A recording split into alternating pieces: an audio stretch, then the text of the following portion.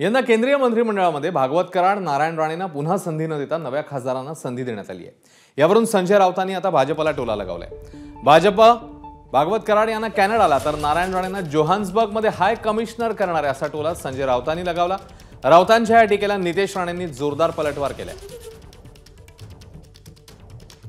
भागवत कराड यांना कॅनडाचा हाय कमिशनर म्हणून पाठवतात आणि नारायण राणे यांना बहुतेक जोहान्सबर्गला पाठवतात हाय कमिशनर म्हणून। कुठेतरी व्यवस्था करतील ना, असं कसं काय?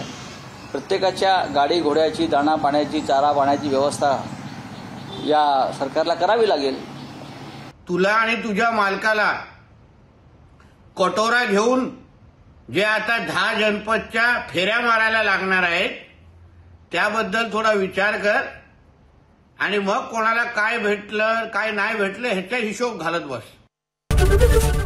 एबीपी माझा, उघडा डोळे बघा नीट।